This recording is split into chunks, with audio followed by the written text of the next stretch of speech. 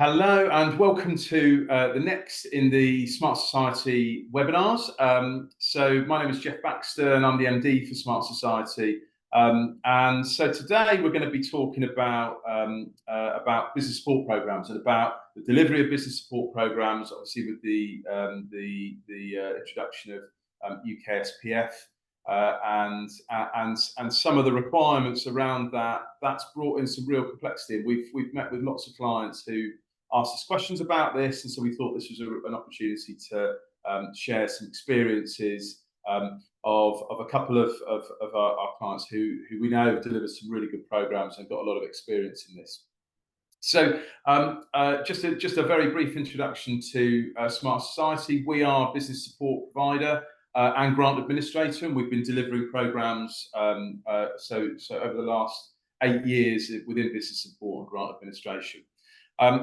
The objective of the webinar will be actually to go through the full life cycle of a business support program, from concept development, through to how to engage businesses pre-commissioning, going through the commissioning process, and then all important delivery, and then the key but sometimes excruciating bit of making sure that the reporting is delivering the objectives, and is also in line with what's required by the relevant fund at UKSPF in this situation.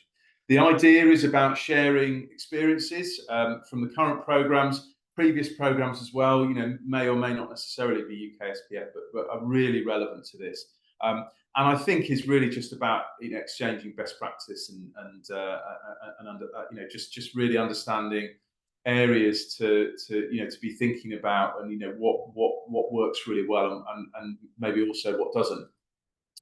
So what we'll do is that we will have a Q&A session at the end, and so you can write the questions in, and then what we'll do is we'll go through those and respond to those. And then aside from that, I'm going to introduce my two panelists. So firstly, I'd like to introduce Ollie Pinch. So Ollie Pinch is from Barnet Council. Ollie, if I would ask you to unmute yourself and just give a quick introduction. Yeah, thanks very much, Geoff. Hi, everyone. I'm really delighted to be with you all today.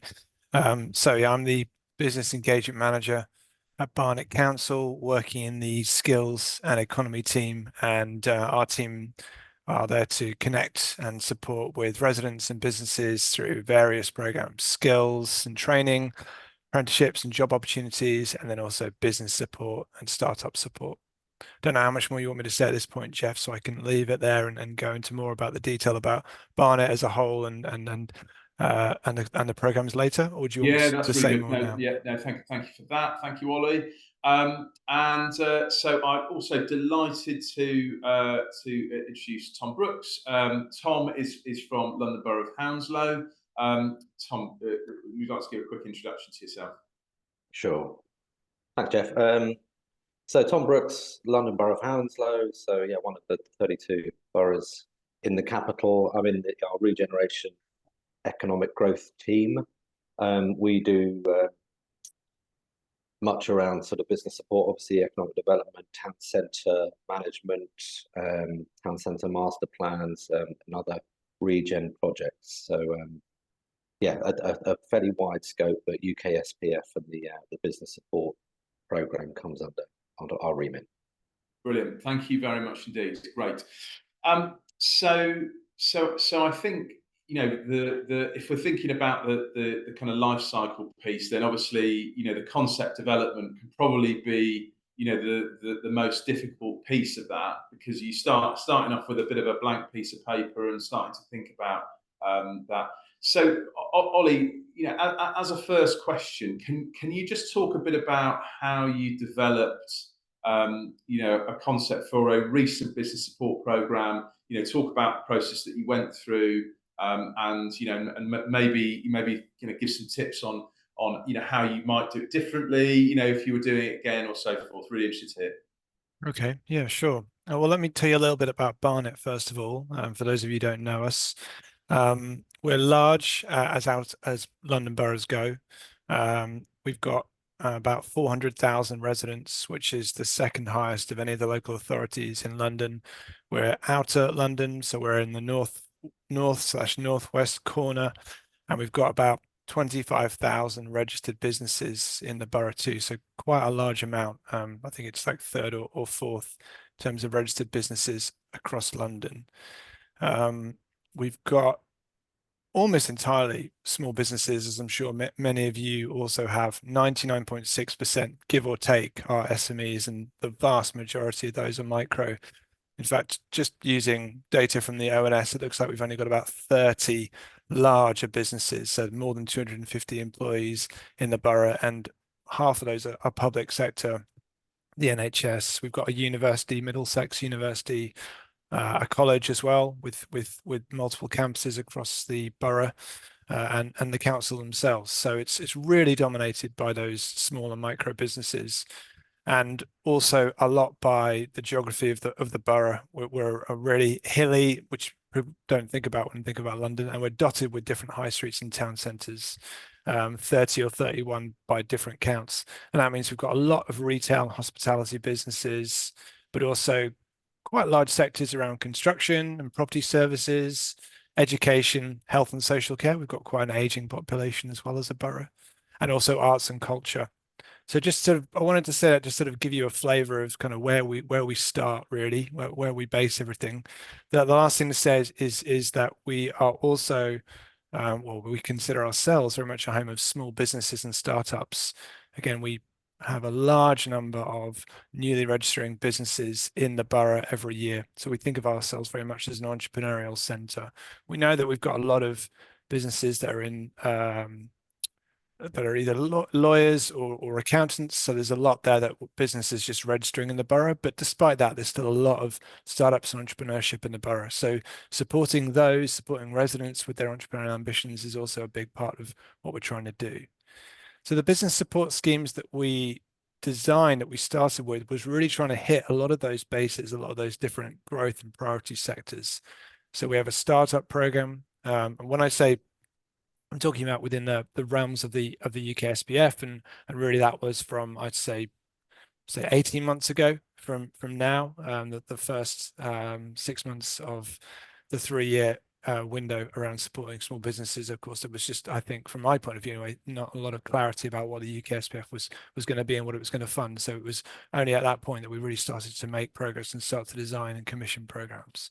So yeah, we looked at startup programs, we looked at our own construction, and we're a borough that builds a lot of homes.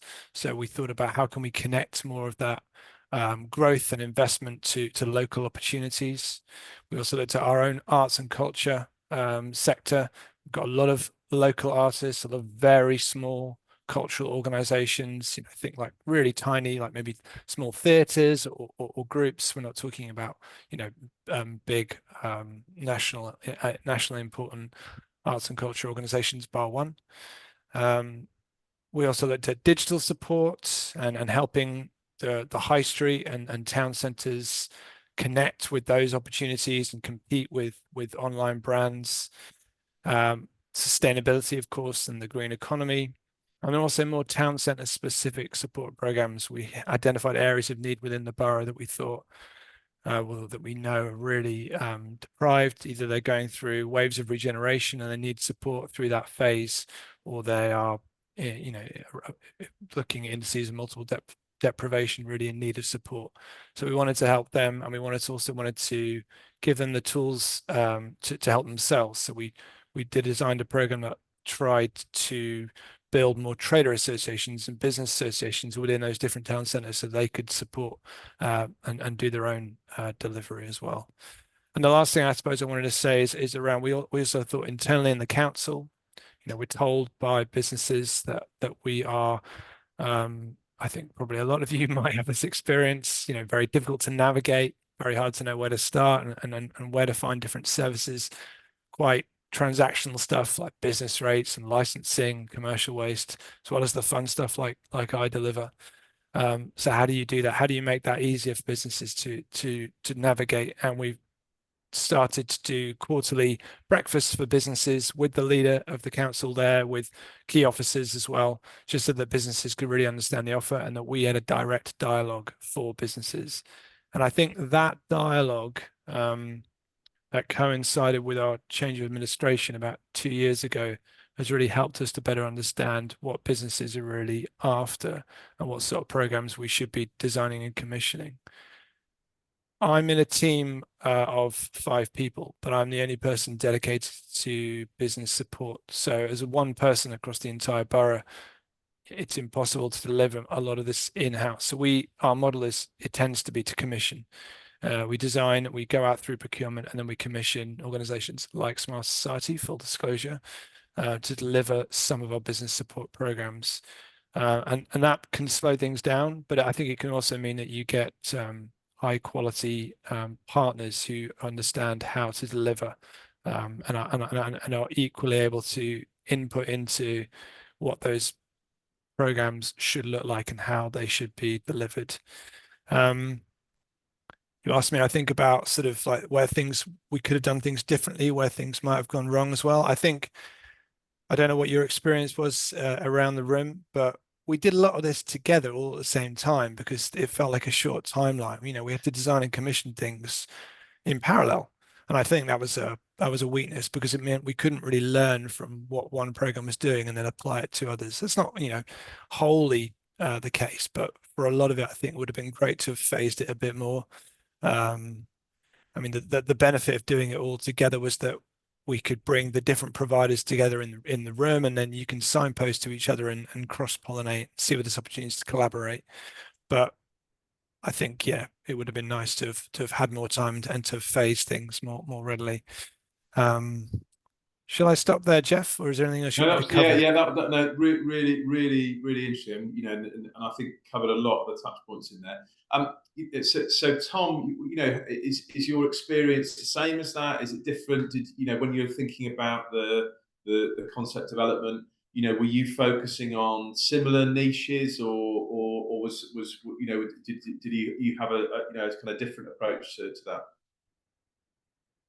Not massively different, to be honest with you, Geoff. I mean, like Ollie said, we're obviously, our funding body is the GLA, and it took, I think we were a year behind actually in terms of when UKSPF was announced by the levelling up, and then it gets filtered through to the GLA, then it comes through to us. So then there's a sort of go between us and the GLA around what the numbers are. So we have that kind of, before there's any sort of discussion about what our business support program looks like or what any other sort of delivery under UKSPF funding looks like, we're having a discussion with the GLA around what are the numbers of businesses that will receive non-financial support, how many jobs will be sustained with the money we're going to give you, how many jobs will be created. So there's that happens. And to be honest, there wasn't a lot of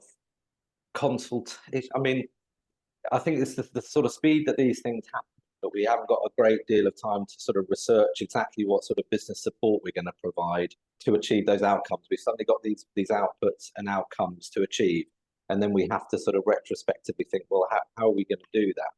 And a lot of that is obviously informed by, as Ollie has said, that the kind of economy that we've got in our borough. We're a smaller borough than Barnet, but a very high productive borough with some big businesses, but very much linked to Heathrow Airport. We're close to Heathrow, so it's an airport economy with a lot of very productive, as I said, but low sort of household income. So we're a political organisation. We've got a corporate plan, and then we had COVID, and then we've had a cost of living crisis. So a lot of the political kind of rhetoric, or it's just logical actually what we actually need to do for small businesses to actually help them sustain and to help them grow. But we also kind of we always run a business survey, so we get a fair amount of data and information from that, and the sort of it's the usual suspects, I guess, in terms of people want funding. For one, they also want support in how to grow their bottom line and achieve more sales. So that's what our sort of surveys say. We also kind of discuss with local kind of chambers of commerce and West London business, who are kind of another business support operation, what they're sort of hearing from the ground, and anecdotal stuff as well. So we do all that, and then we kind of come back to what our numbers are, and then we sort of build around that. We know that also we have a very kind of we have a borough with 188 different languages spoken. So in a way, it's not too hard for us to reach our EDI quotas through that. But we know that we've got through our kind of EDI teams, we've got certain real hotspots of deprivation, very high levels, high numbers on the indices of deprivation, whether it's education, jobs, joblessness through generations, things like that. So we have said, in our commissioning, it's very much a commissioning model like Ollie's as well. We don't have a big team delivery. We don't have any business support kind of people within the council. It's always commissioned. We say these are the areas where we really want you to be focused. We can advise you on how to get to these groups and these people, but these are the areas. So, in terms of the design, there are surveys, there's discussion with business support providers and partners in the local area, sub-region. But there's also that thing of, it's all a little bit behind, and harem scarum, and talking to the GLA and getting things imposed upon us from the GLA that we might necessarily, in retrospect, have actually, gone with, I suppose. And so just to add, because I think that's is this idea of having to to look at the numbers and then retrofit stuff is I suspect is probably an experience that quite a lot of people have with regards to UKSPF programs. Have you used wider networks to network with other London boroughs or other local authorities to kind of listen to feedback that they've had, and has that impacted your the way that you design the programs? Yeah, I mean, Ollie and Barnet and Hounslow are part of the West London Alliance, which is a 7-borough partnership in the west of the capital. So we have a forum sort of to discuss what's coming down the line. So we sort of have an idea. I think this is a new one, UKSPF. So we didn't know what it was going to be like until it was sort of almost upon us, and then we suddenly discover that it's more kind of onerous, and we'll get into this soon, in terms of its reporting and what they need, and some of the European, it's replacing European money at the end of the day, but actually we're finding it's a little bit more of a tricky beast. But in terms of the lessons learned, there's that sub-regional partnership that we've got. I'm not sure what else there might have been that we've kind of used in the past. Obviously, our experience, we've been delivering business support programs, whether it's been ESF or ERDF, and we've got kind of a built-up knowledge through that. I even go back to something called the Local Enterprise Growth Initiative, LEGI, which was something a long time back in the day. So there's all that sort of built-up knowledge. But I don't know if Ollie has anything to add to that. I would say, I would definitely agree with the benefit of having that group of West London boroughs all able to sort of share notes and just have a bit of a moan at each other sometimes is very useful. So if you've got those networks, then I would encourage you to use them. We have 2 sub-regional business networks that we've also have regular contact with, although neither of them sort of neatly fit across the West London Alliance. Of course, they're all their own different geographies. There's the North London Federation of Small Businesses and the North London Chamber of Commerce, which we both consult with regularly to get an idea of where they see the issues for businesses. So I think their intelligence really helped to give us greater understanding as well. I don't think it really changed a lot, if I'm honest with you, because I think we kind of already knew where the main challenges were, but that's certainly helpful. And they've really got their finger on the pulse in terms of what businesses are saying now, particularly small businesses, of course. So Yeah. that really helped. I don't know if you have any business improvement districts, Ollie. We don't have any in Hounslow. We're looking at getting one soon, and I'm sure lots of those listening in will have business improvement districts. So we have gone to kind of in more informal sort of business partnerships within the borough, just to sort of find out what the kind of mood music is and what those networks are saying about the kind of supports that they need. Quite a lot of them are town centres. Some of them are, whether it's kind of religious groups or particular ethnic groups as well. So we do have those touch points as well, which I should have mentioned. Yeah, much the same. And we do actually have our first business improvement district set up in Edgware, which is our largest town centre, but they're very new. I mean, they started operating in September and had a couple of teething problems. So they weren't really in place together to really feed much into this, unfortunately. But if there are future rounds, they certainly would be. And so going into and just thinking about that the business networks that you're engaging with, I think that's a really interesting area. Ollie, what would be your view around best practice of if you're looking to go and engage with businesses and find out what they're looking for, I think one of the areas that's really really important is to be ensuring that you're going out and making sure that the engagement you're doing is from a fully diverse group of business owners, and a local authority like Barnet or Hounslow have got a very very wide variety of people from lots of different ethnic backgrounds. What sort of things have you done that you think has been effective to get different views from your population?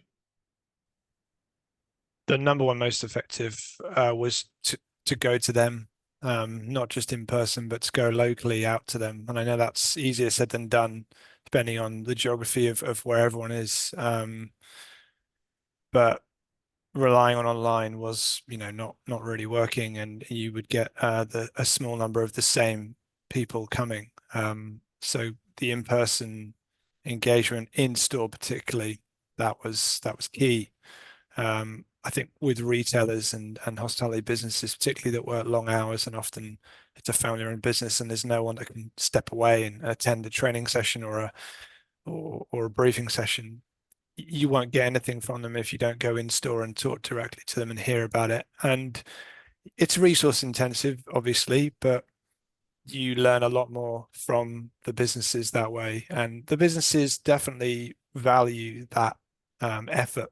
I've seen, there's a phase of griping at you that when you run the council and they've got things they want to say, of course, fine. But then I think the conversation quickly becomes more productive, and then after that, it can be very useful. I suppose we've also hosted stuff in the council, laid on a little bit of breakfast, and just made sure that the leadership are in the room. And I think again that sends a message to businesses that we've got senior buy-in here. This is something that the council really values, and businesses do seem to respond to that and enjoy that opportunity to communicate directly with senior leadership in the council. And then I would also say that we've got a lot of home-based businesses, and we often just call them invisible businesses because they don't have a front door, a shop window, so they're very difficult to get to. So we've relied a lot on channels that the council have got, or links that the council have through the the voluntary sector, or through our community participation, or through resident channels, because we know that a lot of business owners won't be found through our, those sort of more traditional business networks. We'll have to sort of think more laterally about how to get out there. Otherwise, we will miss the vast majority of businesses that won't be known to us. They won't make themselves known to the council. They don't pay business rates, or they're not interested in licenses. So to get to them, you have to think about other ways in.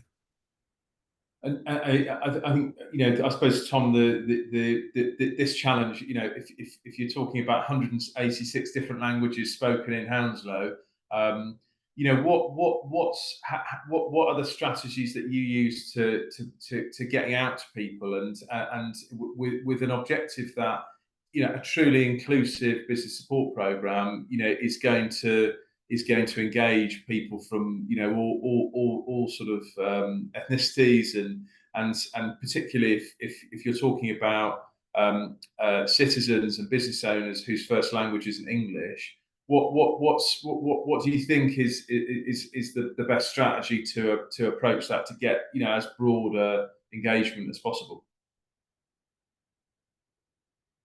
I think, as Ollie said, it's very much about that physical presence. You can't just put on webinars or have just an online offer, or run it from your civic centre or and expect there to be a diverse and reflective of residents and businesses sort of attendance there. So you have to actually know where these communities are, where these businesses are, and actually go to them. So we've done a whole piece on actually kind of finding out where we can actually hold sessions, hold events, and whether it's a vacant shop or community centre that we didn't know too much about, something like that.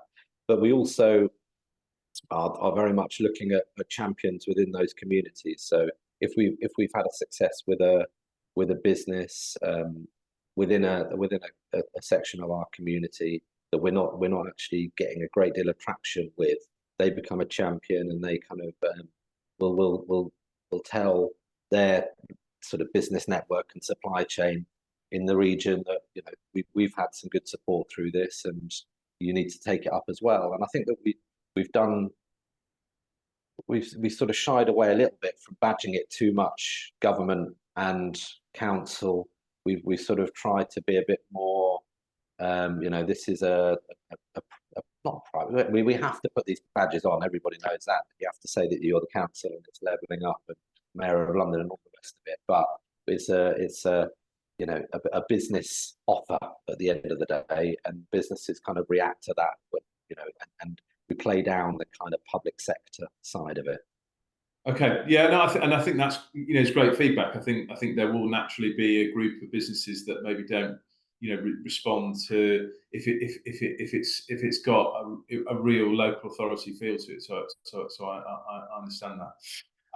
So obviously, once you've got to the kind of concept piece, in terms of the commissioning and procurement process, and so Ollie, I'll start with you and Tom. But is there any advice that you think in terms of what works well about in terms of that process, and that could be around breaking the overall program into work packages and allocating them out, or amalgamating everything into one. What's your views around what's worked well in terms of then what's resulted in in the optimum selection of third party providers? Yeah, well, we did break things down into lots of smaller packages, but I don't know if that was the right decision. I mean, what it did was it created a broad range of different support. But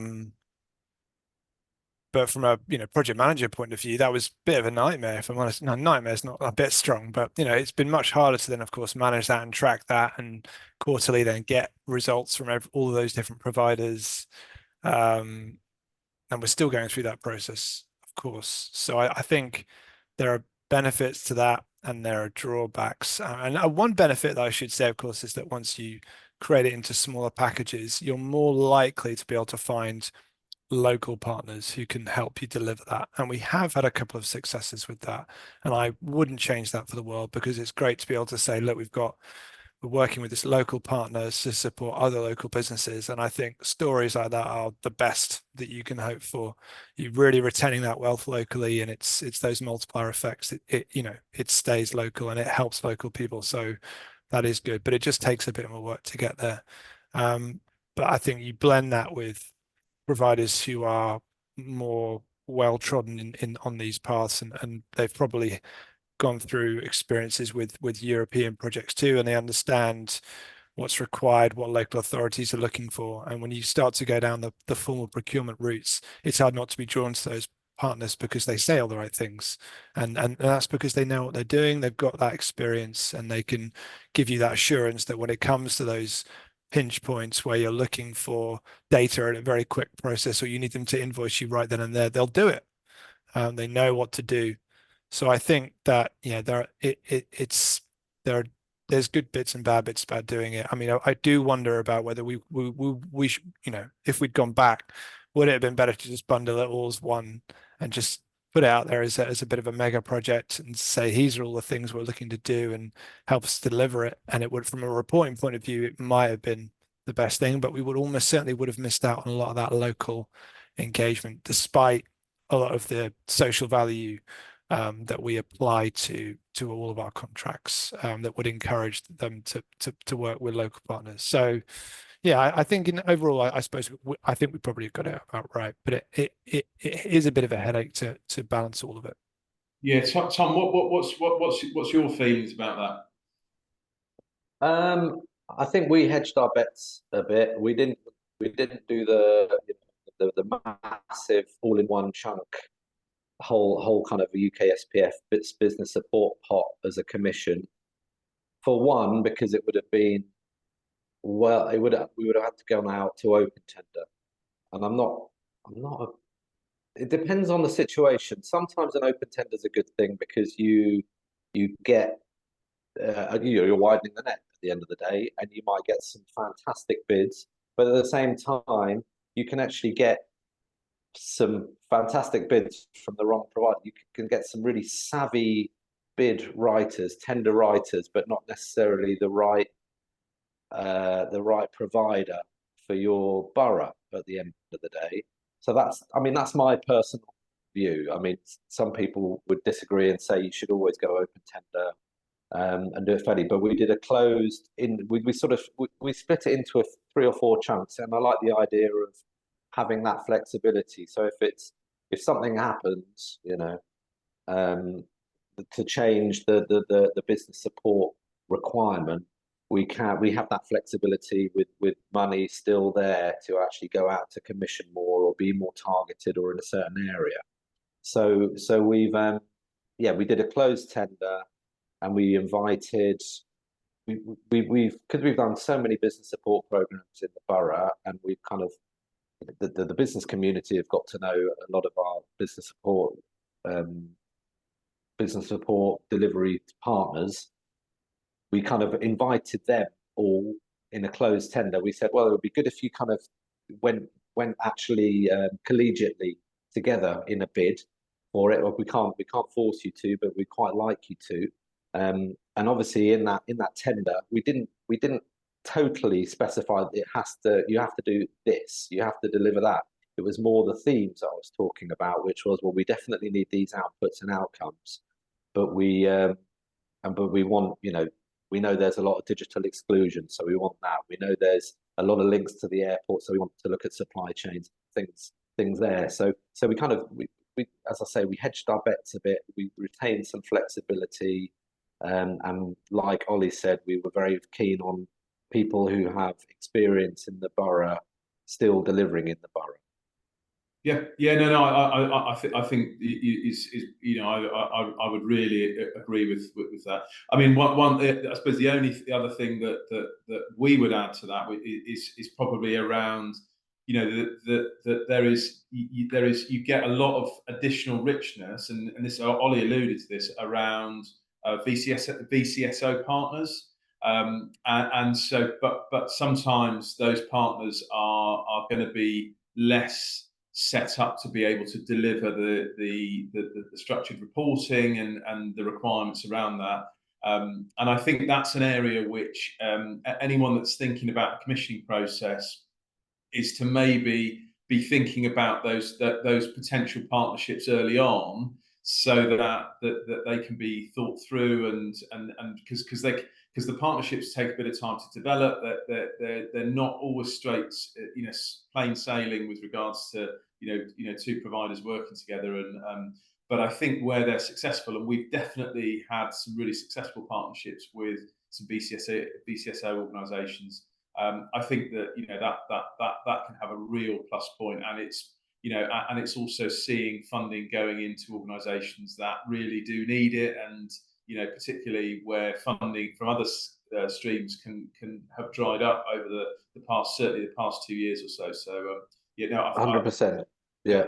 I mean, I think you're right. It's a kind of trade-off in our world. We've got outputs and outcomes to hit, and we have to. Otherwise, there's clawback. We want to spend this public money, but we want to spend it in the right way. And we do. I've had cases where I know that there are business support providers or networking kind of organizations within communities, but they just would not in 100 years be able to do the sort of things, the reporting things. It would just be really beyond them. So trying to encourage that capacity build in a way is something that we probably need to do a little bit better. And help a little bit, but maybe use some of the UKSPF money to do that. I think we have been looking at that in some ways, especially around getting a kind of more diverse audience of volunteers, because I think actually volunteering opportunities is another kind of UKSPF output. So we've had that in some of our town centre projects, but it's always the same bloody volunteers doing it, and it's like, well, how do we actually get out there to get more volunteers? And it's the sort of same within businesses as well, and business support, but you need to actually capacity build, and maybe finding a way to use some of that UKSPF to actually get those partners on board would be well used, I think. Brilliant. Okay, so obviously, what you're through the commissioning process, and you've awarded the contract. What's your kind of top 3 or top 4 points around managing the delivery and making sure that you get what you pay for, if you're doing, or if it's in-house delivery, which for some local authorities will be. What do you think is the best way of kind of really getting the best out of your delivery? So, and that's Ollie first. I think the first thing, if you're working with different providers delivering for you, is to bring those providers together. Make sure that they know about what each other is doing. They might be knocking in on the same businesses, or they might be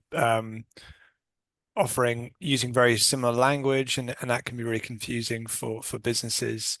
So I think bringing your providers together in the room, help them share with what each other is doing, look for opportunities where they can just connect directly without having to go through you, and that will really help, I think. We did that with our business support during the last round of money from COVID, the additional restrictions grants, and we're doing it again now. And I think that was really useful. And Geoff was in the room for one of those, so I'd like to think he would agree with that. Yeah, very much so. Yeah. Sorry, carry on. Thank you. That's all right. I think I said already, but we would phase delivery as well, so we didn't have to start everything at once. That would be another key tip, I think. I don't mean start to finish and then go again, although 1 or 2 of the programs we have been able to do that. But I think it would have been nice to have not just done everything in this final year. I know that's the nature of the UKSPF at the moment, so it's kind of difficult to avoid. But yes, just to do it all at once has been a lot. So if there was a way to phase it to short-term projects, perhaps that would have been good.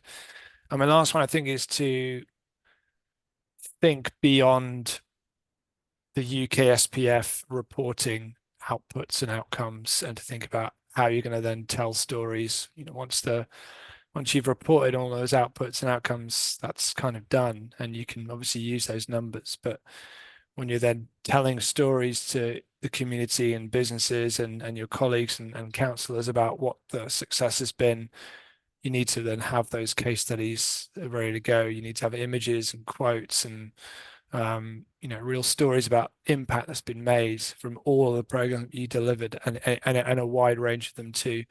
And that isn't stuff that the UKSPF asks for up front. but it's stuff that you will need. And so I think building that in from the beginning, right from the commissioning, so that your providers know what to do, they know what information to collect, and they know what timing you're going to need it in is really key.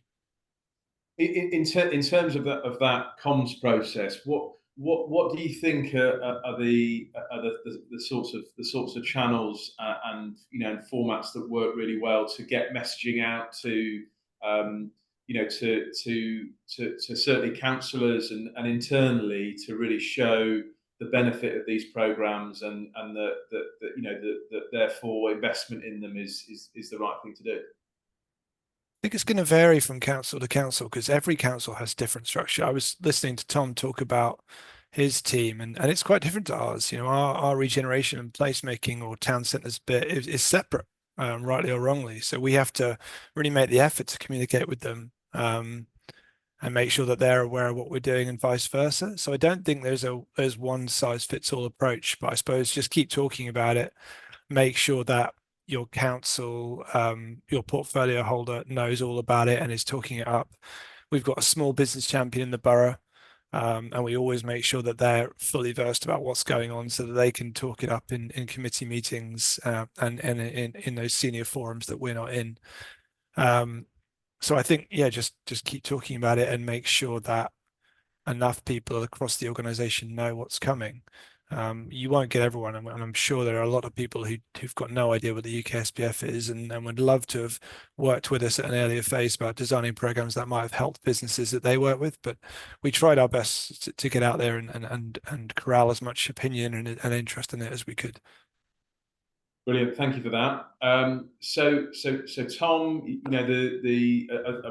terms of the kind of management of delivery, what are the things that are on your kind of hot list of making sure happens? Whereabouts are the areas in delivery that you think hold the most risk?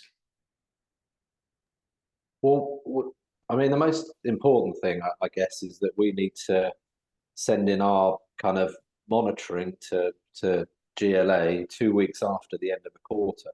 So I think that up front with our business support delivery partner, that needs to be kind of very clear what we need from them at what times, in order, because there's always going to be that sort of, you've got to clarify what businesses have been seen, or the kind of spreadsheets that come through and the information that comes through and the evidence and all the rest of it, whether that's in the right format that needs to then, because all the UKSPF programs, whether it's parks or third sector and business engagement, community, we've got loads of different services delivering UKSPF, and we've got one program manager who's kind of getting all the UKF monitoring, reporting kind of outputs, outcomes, spend, and all the rest of it together, then to package up and then send it into the GLA. So that it all needs to come in a timely fashion. So that's one of the most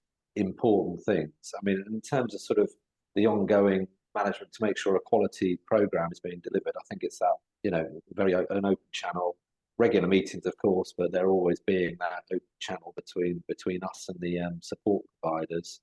I also think that talking to some of the businesses that have received the support from time to time, not like mystery shopping, but occasionally going back and saying, well, how's that been for you?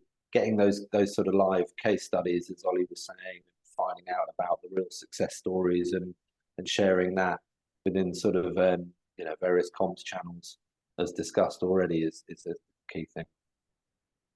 Brilliant. Okay. Yeah. No. I think I think that comms piece is definitely something that we've seen clients getting a lot better at doing, and really really being able to clearly explain, right, these are the requirements, these are the channels we're going to use, this is the format that we want to use. And I think when that's done well, that is really effective and helps go forward.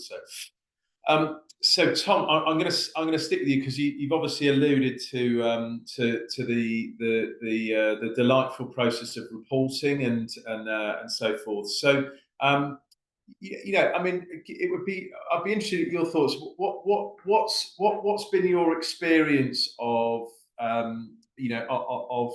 of the reporting process for with the introduction of UKSPF? What are the things that you've maybe streamlined over the last few months in terms of from starting through to where you are now? I think to begin with, there was quite a lot to and fro between us and the GLA around the definition of various things. So what how do you actually say that there's a job sustain, or what's the ethnic ownership of a business, or there are some very strange nuances within the program around actually what data point is being collected and for what particular outcome. So a big thing at the beginning, it probably took about 6 months to actually get some final answers about what was needed. So it was really important to actually get that firm commitment from the GLA as to what we needed to get back to them. So I think that's a hugely important part of it. And as we said before, this is more kind of onerous than some of the European ESF, ERDF kind of projects that I've had experience of in the past. So the most important thing is getting the business support providers to just be really rigorous with that and upfront as early as possible with the business that you're supporting, because the worst thing that can happen is that you're chasing your tail and you're actually having to retrospectively get these things and find out this information and all the rest of it. So really kind of emphasizing and getting the wording right. Let businesses know why this is important. It's a pain, but at the end of the day, this is where public funding. This is the fact of life when it comes to any public money. You've got to actually get certain bits of information. So yeah, it continues to be challenging. I think we've been. I suppose we're getting used to it a little bit more. We're coming to the end of June, so we're at that time now where we need to be getting the numbers in order to collate all our information, to package it up and then send it off to our funding provider. But there have been some pains, but it's becoming a little bit more sort of we're getting used to it, I suppose. I should say. Right. Okay. Ollie, what about your experience of the reporting process? I don't think I've got a lot more to add than Tom, really. But yeah, I think it's not less painful. We're just more used to the pain. I think the 2 weeks between the end of a quarter and having to report everything is really hard. And that partly comes from working with so many different providers, because despite us, we didn't start with them, but we've developed templates that we feel are in line with what the GLA need. And although I think we're very clear about them and when they need to come in and what should go into them, they come back in various formats with various bits of data there or not there. And so there's always chasing. But you can't get that data before the end of the quarter in most cases. So it's just very unfortunate that I think it's such a short window.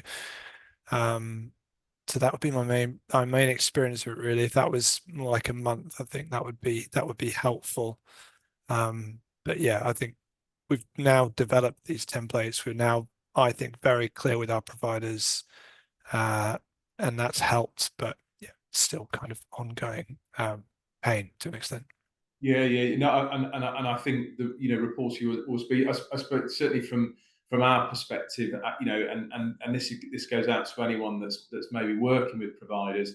I think that where we found the data collection works well if you're using a systemized process, and so I think that yes, it's good to have a piece of paper where you can collect wet signatures on there. But actually, we've moved forward now. So we're using forms that ensure that all of the fields of data collection that you're looking at electronic signatures are now legitimate and used very widely, and business owners are quite used to it.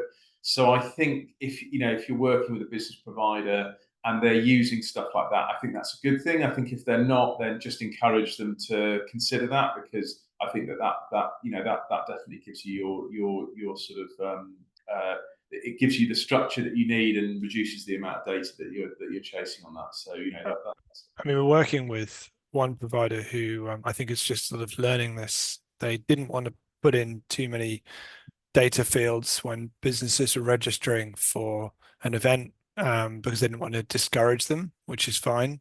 But now they're trying to retrospectively get that data from them, and it's impossible, because once businesses are out of the room, they're not going to give it to you.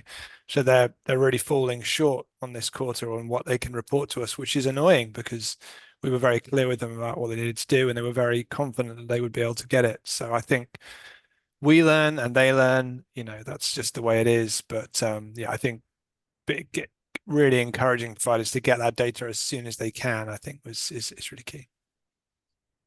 Brilliant. Okay, right. So final question, and this is your chance to call out to the Department of Levelling Up and really kind of, what advice or what steer would you give in terms of future funding programs, and where would you like to see changes in direction? Is it around the reporting and perhaps making that less onerous? Is it more about how the funds are targeted in terms of the objectives?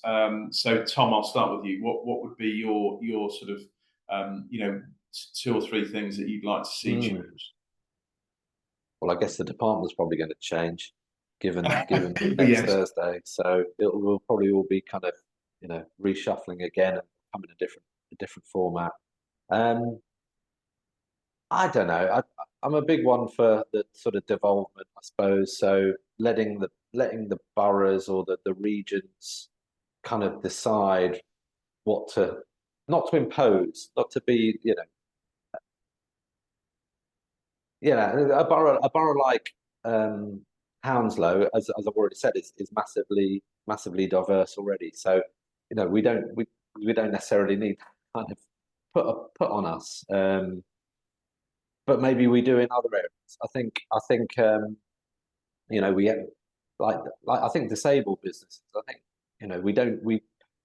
we probably should put a bit more store there in some ways, or neurodiversity or well-being, something like that. Something that's a little bit more, it's just less. It just seems routine to do this. Maybe let the boroughs or the regions sort of decide what they need, depending on their the sorts of businesses and the sorts of profiles of sectors that they've got, things like that. I don't think that necessarily one size fits all when it comes to outputs and outcomes. So just being as flexible as can be, and letting the boroughs just do a little bit, lead on that and inform that a little bit. I say boroughs, and that like we're talking about regions and areas. Brilliant. Okay, Ollie, what's your thoughts? Totally agree with Tom. We also talked already, I think, about longer lead times and clarity on definitions about outputs and outcomes and how they will be reported. But the only other one I think I'll throw in is about encouraging more collaboration across local authority boundaries. I don't think there was a lot of that. We were given our allocation. You're asked to put your own outputs and outcomes in, and I just think that you could do more if you were encouraged to work across boundaries, sub-regionally, or whatever it is your relationships lie. I think that would have been really helpful, and just having the opportunity to really think ahead of that delivery window. Well, what are you doing? What are we doing? Maybe we could do this together. And I don't think there was a chance to do that really. We just had to get straight on with it. Otherwise, you would miss the opportunity to spend the money. So I think, Tom, maybe you've got some stories about working across with other boroughs, but I don't think we've got enough of that, to be honest with you. And I think that was a bit of a miss.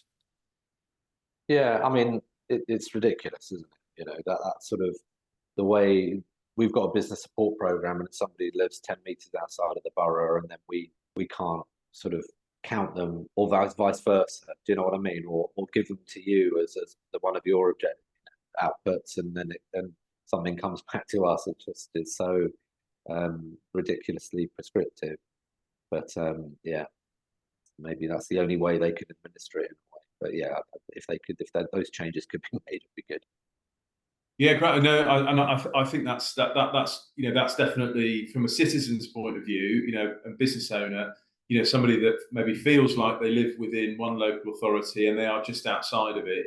It's not a great experience that they might have received marketing on that and thought great, and actually they're not applicable for it. The only other thing that we would maybe be thinking about is also for the funding to be thinking about the fact that whilst funding comes in phases and programs, the business community is ongoing, and so therefore having some ongoing, not necessarily support, but be thinking about programs and be thinking about support on an ongoing basis, and making sure that you've got that ongoing comms, I think, is something that some local authorities do really well, and I think in some areas that's definitely is developing, and I think that businesses want to see continuity of engagement from their local authority, and so I think thinking about how that can happen will work well. So brilliant. All right, well, we are definitely coming very close to time, so I wanted to open up the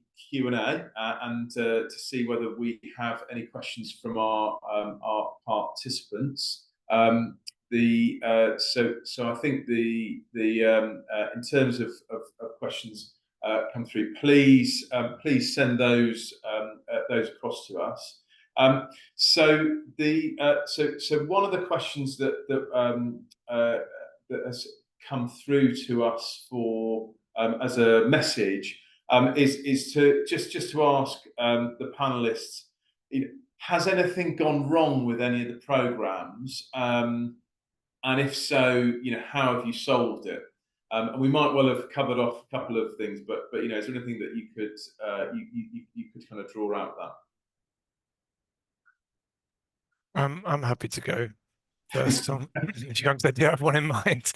You're not allowed to talk about any of our programs, by the way. No, yeah. No, it's not. Don't worry.